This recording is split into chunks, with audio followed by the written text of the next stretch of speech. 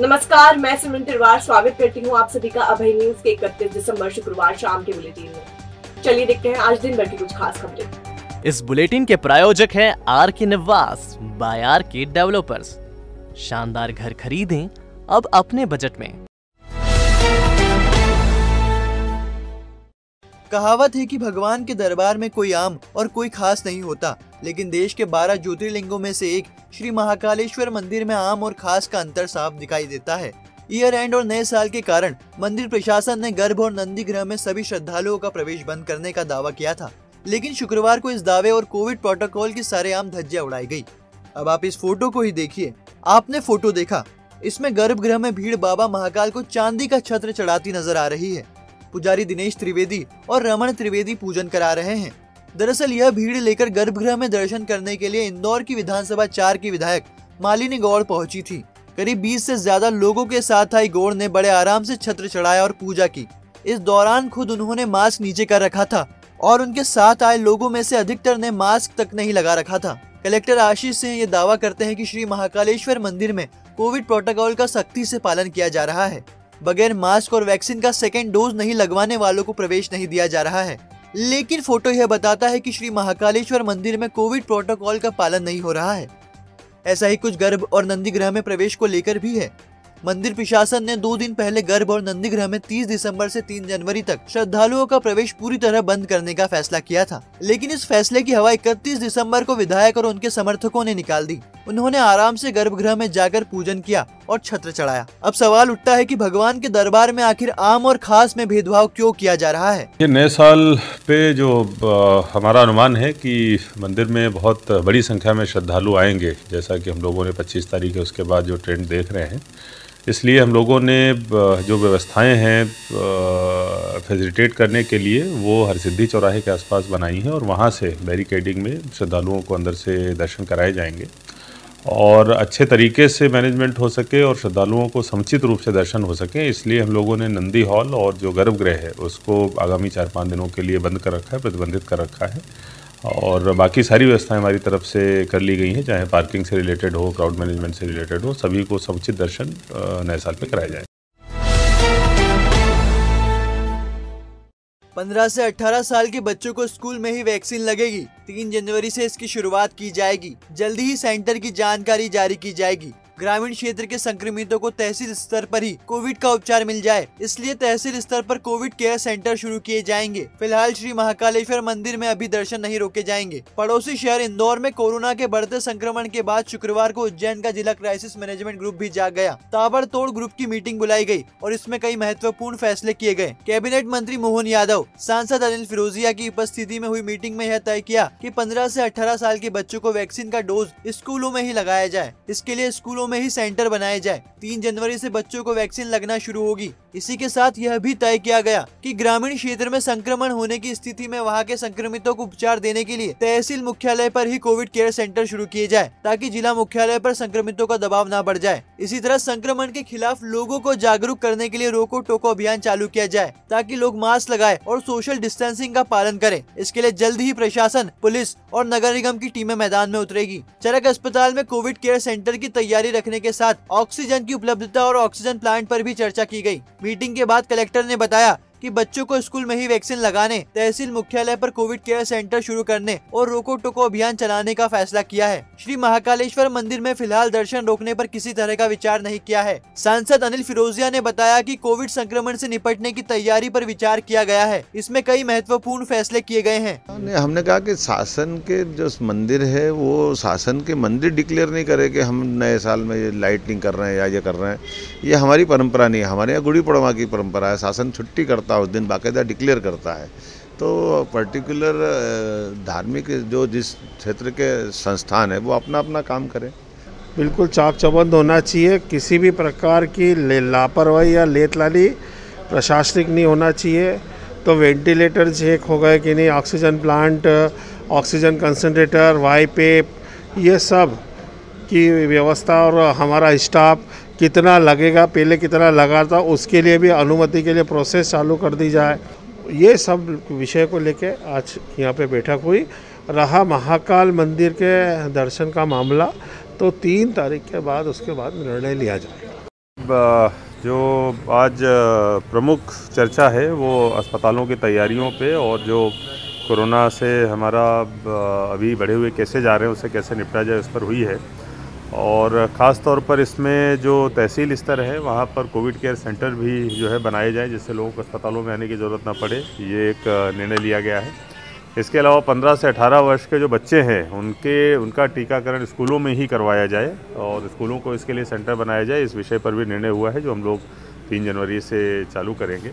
इसके साथ साथ समस्त प्रकार की जो हॉस्पिटल से संबंधित ऑक्सीजन से संबंधित व्यवस्थाएं हैं उनकी भी समीक्षा करी गई है और ख़ास तौर पर जो रोको टोको अभियान है और मास्क और सोशल डिस्टेंसिंग के ऊपर टीम लगाकर जागरूकता फैलाने का और फाइन लगाने का काम है, ये भी निर्णय लिया गया है। इस पर भी हम लोग काम करना चालू करेंगे।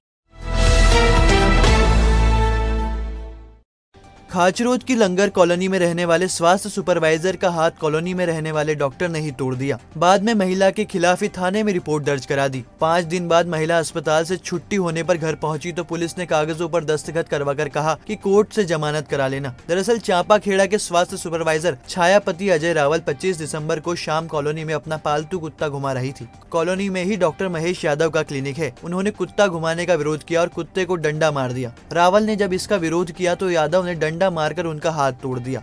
छाया को खाचरोद अस्पताल में प्रारंभिक उपचार देने के बाद रतलाम रेफर कर दिया गया। 30 दिसंबर को जब छाया रावल घर पहुंची तो थाने पर बुलाकर उनसे कुछ कागजात पर साइन कराए और कहा कि अब कोर्ट से जमानत करा लेना।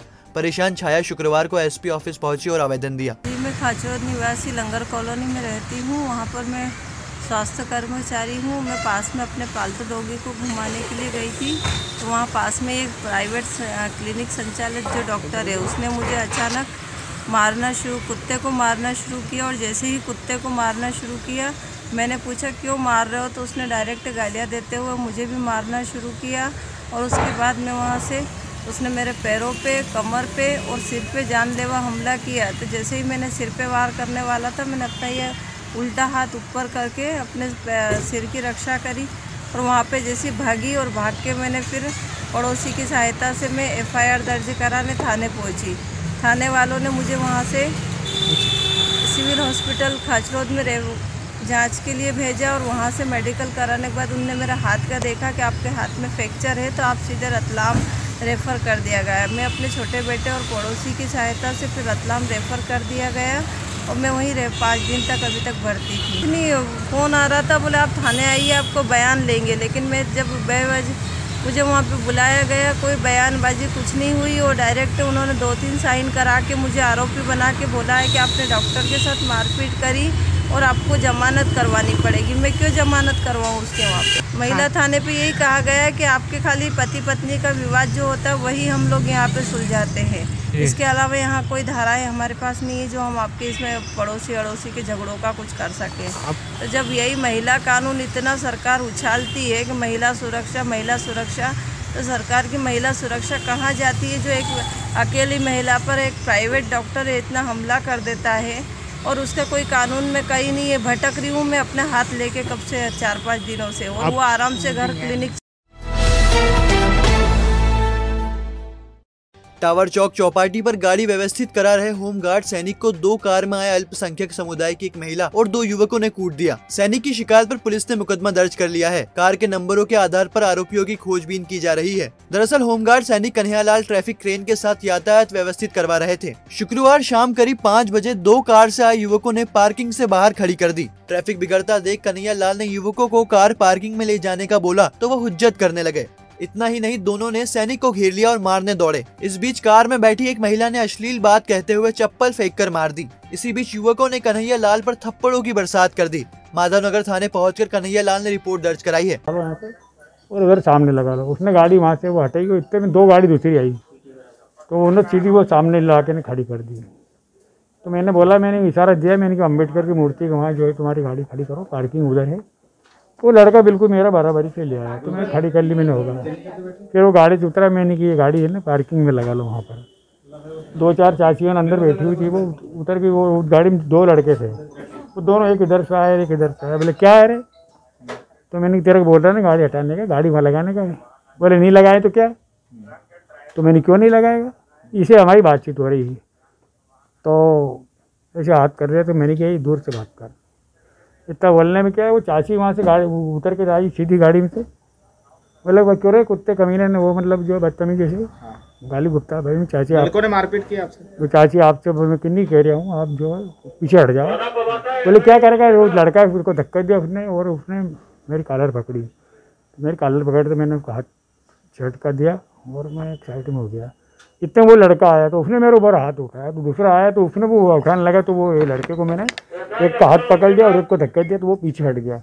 इतने में चाची जो है वो चप्पल निकाल के गई मेरे सामने, फिर उसने चप्पल फेंकी, एक चप्पल तो मेरे को साइड में इधर उधर हो गई, एक चप्पल जो है तो फिर मेरे यहाँ सिर पे लग गई। आज शाम करीब 5 बजे एक सैनिक हैं जो ट्रैफिक में पदस्थ हैं, उनके साथ ट्रैफिक पार्किंग को लेकर किन्हीं अज्ञात महिला एवं पुरुष के द्वारा झूमा झटकी एवं मारपीट की गई है, जिसमें अपराध पंजीबद्ध कर आरोपी की तलाश की जा रही है। ये 2 गाड़ियों में करीब 4-5 लोग थे जिन्होंने धक्का मुक्की एवं मारपीट की।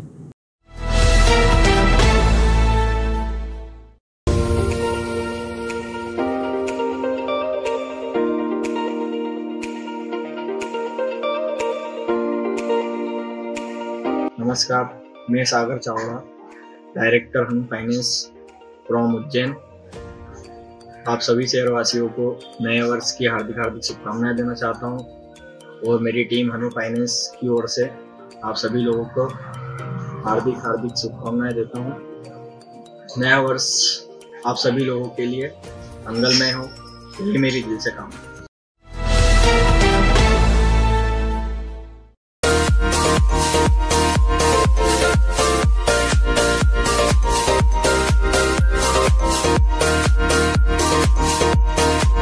नमस्कार, मैं हेमंत शर्मा, महाकाल होम फूड संचालक। आप सभी को नए वर्ष की हार्दिक शुभकामनाएं। आने वाला साल मंगलमय हो और सभी को मेरे महाकाल होम फूड कैफे की तरफ से सभी को 20% का विशेष डिस्काउंट नए साल के उपलक्ष्य पर। जय श्री महाकाल। त्रिवेणी संग्रहालय 4 धाम मार्ग के निर्माण के लिए रास्ता बंद करने से क्षेत्रीय रहवासी शुक्रवार को भड़क गए। उन्होंने हरी फाटक ओवरब्रिज पर चक्का जाम कर दिया। करीब 15 मिनट तक चला चक्का जाम एसडीएम संजीव साहू के आश्वासन के बाद समाप्त कर दिया गया। दरअसल इस सड़क पर तकिया मस्जिद और गणेश कॉलोनी स्थित है। सड़क बनने से इनका रास्ता बंद हो गया है। मंदिर को कवर्ड करने के लिए भविष्य में दीवार बननी है। ऐसे में गणेश कॉलोनी और तकिया मस्जिद की तरफ जाने वालों का रास्ता बंद हो जाएगा। रहवासी इस मामले में सुबह ही कलेक्टर से मिले थे और शाम होते होते कांग्रेस नेत्री नूरी खान चक्का जाम करने पहुंच गई। करीब 15 मिनट तक चक्का जाम चला। मौके पर एसडीएम संजीव साहू और सीएसपी पल्लवी शुक्ला पहुंचे और आश्वासन दिया। नूरी ने बताया कि एसडीएम ने आश्वासन दिया है, अगर रास्ता नहीं मिलेगा तो फिर से विरोध जताया जाएगा। एसडीएम संजीव साहू ने बताया कि फिलहाल अस्थायी तौर पर रास्ता बंद किया गया है। भविष्य में जब कोई योजना होगी तो विचार विमर्श कर फैसला किया जाएगा। स्मार्ट सिटी के नाम पर 13 घरों को हटाया गया और जनता ने सहयोग किया। स्मार्ट सिटी के नाम पर जनता सहयोग देना चाहती है, महाकाल विस्तारीकरण के नाम पे भी सहयोग देना चाहती है, लेकिन प्रशासन को स्मार्ट सिटी के नाम पर इन लोगों का रास्ता बंद नहीं करना चाहिए था। आज चक्का जाम करके हमने अपनी बात रखी है और एसडीएम साहब ने ये आश्वासन दिया है कि वॉल का निर्णय अभी परमानेंट नहीं है और ये रास्ता भी टेम्परेरी बंद किया गया है। लेकिन आगे आने वाले समय में अगर रास्ता नहीं दिया जाता है तो हम उग्र आंदोलन करेंगे, चाहे जेल जाना पड़े तो जाएंगे, लाठियां खाएंगे। लेकिन जिस तरीके से लगातार उज्जैन कलेक्टर और प्रशासन लोगों के साथ ज्यादतियां कर रहा है, वो ज्यादतियां बर्दाश्त नहीं की जाएगी, क्योंकि सहयोगात्मक अगर उन्हें जनता का सहयोग चाहिए तो जनता को उन्हें विश्वास में भी लेकर कोई काम करना चाहिए। इन्हें विश्वास में नहीं लिया गया था। इन्हें रास्ते के लिए बड़ी चिंता होने लगी थी कि वो किस तरीके से बाहर निकलेंगे। आज एसडीएम साहब ने हमें आश्वासन दिया है, उसी आश्वासन पे हमने चक्का जाम समाप्त किया है। लेकिन आने वाले समय में जब तक इसका निर्णय नहीं निकल जाता हम आंदोलन करते रहेंगे। महाकाल विस्तारीकरण योजना में जो त्रिवेणी इंटरप्रिटेशन सेंटर से 4 धाम की रोड का चौड़ीकरण किया जा रहा है, रोड निर्माण के कारण अभी रास्ता बंद किया गया है और जो धरना करने आए थे उन्होंने ये बात रखी कि जो अभी रास्ता बंद है और आगे जाके जो वॉल निर्माण होगा उसके कारण उनका रास्ता बाधित होगा। तो हमने अभी उनको यही समझाइश दी है कि चूँकि अभी जो रास्ता बंद किया है वो केवल रोड निर्माण के उद्देश्य से बंद किया गया है और भविष्य की जो भी अन्य दीवार का निर्माण करना या जो भी प्रस्तावित है उसके संबंध में विचार विमर्श करके बाद में निर्णय लिया जाएगा। श्री महाकालेश्वर मंदिर विस्तारीकरण योजना में त्रिवेणी संग्रहालय से 4 धाम मंदिर तक बनने वाली सड़क के साथ सर्विस लेन बनाने की मांग रहवासियों ने की है। इस संबंध में रहवासियों का प्रतिनिधि मंडल कलेक्टर से मिला। दरअसल मार्ग चौड़ीकरण के लिए प्रशासन ने हाल में जमीन अधिग्रहित की है। यह सड़क 4 लेन बनाई जा रही है। यात्रियों का दबाव इस सड़क पर अधिक रहने की संभावना है। कलेक्टर से मिले रहवासियों ने बताया कि सड़क के बाद दीवार बनाई जाएगी, इससे हमारे आने जाने का रास्ता बंद हो जाएगा। ऐसे में भले ही 10 फीट जमीन ज्यादा अधिग्रहित कर ली जाए, लेकिन सर्विस रोड जरूर बना दिया जाए ताकि आने जाने में यहाँ रहने वालों को मुश्किल का सामना नहीं करना पड़े। कलेक्टर ने अधिकारियों से कहा कि वह फिर से जाकर मौके का मुआयना करे और सही स्थिति देखे। मस्जिद वाली जगह पे है, इन्होंने अभी 10-10 फीट मकान लिए। हम बोल रहे हैं 10-10 फीट और ले लो, अपन पीछे से निकलने का रास्ता तो दो। अगर रास्ते नहीं रहेगा तो आदमी आएगा जाएगा कहाँ से? करीब 4000 लोग वहाँ पे रहते हैं, सभी के रास्ते बंद हो जाएंगे वो। इसलिए हम चाह रहे हैं, कलेक्टर साहब से मिले थे कि साहब आप और थोड़ी जगह चाहिए तो आप और लें, पर कम से कम हम लोगों को आने जाने के लिए जो मेन रोड है वो नहीं तो उसके पीछे से तो रास्ता दें कम से कम। तो उसमें जहाँ से जो है मकान की सीमा शुरू होती है वहीं से वो वाल एक लंबी वाल उठाना चाह रहे हैं, तो लोगों के मकान में जाने आने का रास्ता ही नहीं रहेगा। तो हमारी गुजारिश ये थी कि कहीं भी कोई भी प्रोजेक्ट हो उसमें सर्विस रोड जो है, हाईवे हो या कोई भी मार्ग चौड़ीकरण में, तो सर्विस रोड तो हमेशा से दिया जाता है। 32वीं बटालियन के पुलिस कर्मियों ने सेवाधाम के बच्चों के साथ 31st सेलिब्रेट किया। अम्बोदिया स्थित सेवाधाम आश्रम पहुंचे पुलिस कर्मियों ने बच्चों को केक, सेवफल, कचौरी, मिठाई और नमकीन का नाश्ता कराया।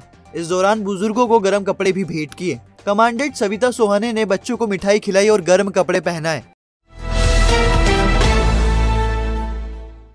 कोरोना काल में देशमुख हॉस्पिटल में एक मरीज की मौत के मामले में लापरवाही बरतने के आरोपी डॉक्टर सुरेश शर्मा को बचाने के लिए आयुष चिकित्सक आगे आए। आयुष चिकित्सकों ने कलेक्टर कार्यालय और सीएमएचओ को ज्ञापन देकर डॉक्टर सुरेश शर्मा पर दर्ज प्रकरण वापस लेने की मांग की।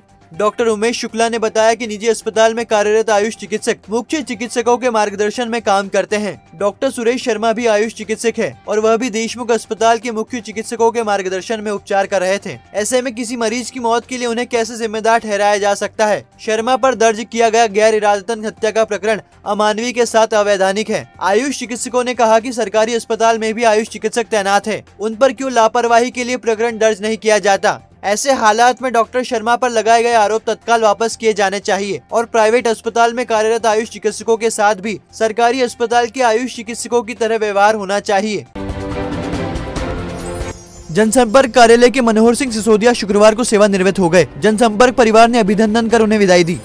कोविड प्रोटोकॉल का पालन कराने के लिए स्पॉट फाइन स्क्वाड गठित कर दिया गया है। एडीएम संतोष टैगोर ने 13 थाना क्षेत्रों के लिए टीम बनाई गई है। पंचायत चुनाव के कारण जमा कराए गए शस्त्र वापस लौटाने का आदेश कलेक्टर ने जारी कर दिया है। तो आपने देखी आज की कुछ ताजा खबरें। इसी के साथ 2021 को कहते हैं अलविदा।